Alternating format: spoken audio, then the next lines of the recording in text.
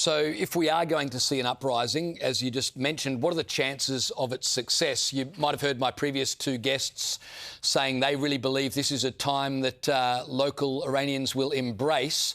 But Trump doesn't want to put boots on the ground to help. So, as I said, what's the likelihood that a grassroots rebellion against the authorities will actually succeed? I think we're beginning to see it now.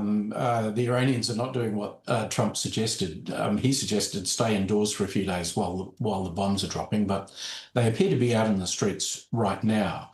And I think the psychological impact of killing Ayatollah Khamenei can't be underestimated. That now does kind of wipe out a critically symbolic figure for the regime.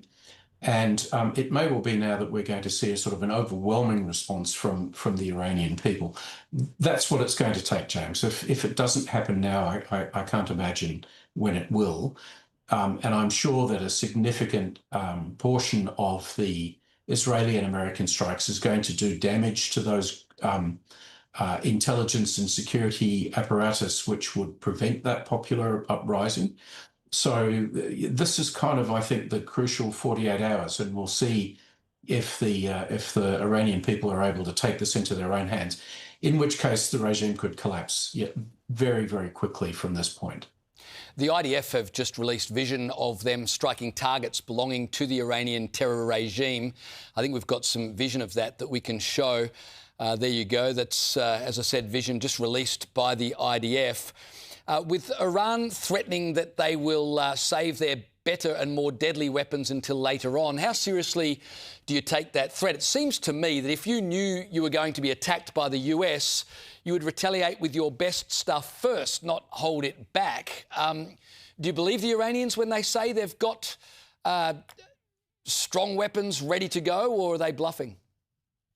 I think there's a strong element of bluff in this, which is not to say that they don't have missiles which they can launch, and they do have sophisticated missiles which can reach well into all parts of Israel and do serious damage. But so far what we've seen has been a fairly weak response, just weak in terms of numbers, which have not been very successful, Jane. And I think what that tells me is that their command and control system has broken down, so that they're not really capable at this point of mounting stronger opposition. We're also not seeing the proxy groups, with maybe the exception of the Houthis, becoming more active. So, it's possible that what we have here is a house of cards that's going to fall very quickly. I don't think I can make that judgment just yet that is what's going to happen, but it seems to me the next 48 hours will answer that question. It's also worth noting the level of infiltration by Mossad. I mean, not only were they able to hit the Ayatollah with a pinpoint strike, but agents on the ground got photos of the Ayatollah's body before the Iranians could announce it. Trump had seen it, Netanyahu had seen it.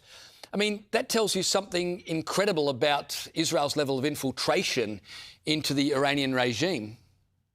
Yes, never pick an argument with Mossad, James, would be my view. But they have obviously incredibly good intelligence, and I would imagine that a lot of that is coming from human intelligence. That's to say people that they have been able to cultivate and bring on side. Perhaps working with some of the minority ethnic communities that exist inside Iran. But I think Israel has had an awful lot to do with defining the target set and knowing where the senior leaders are at the right moment. And they will continue to work their way through that list of leadership now. No one filling interim jobs in Tehran should feel comfortable. And I think this just does reflect that for Israel in particular, Iran has been the #1 intelligence target for decades, and it's paying off. It's really paying off with the accuracy of these strikes. Peter, apparently there's a joke going around Israel that the Iranian regime is now being run by 3 Mossad agents. It's just that they don't know about each other.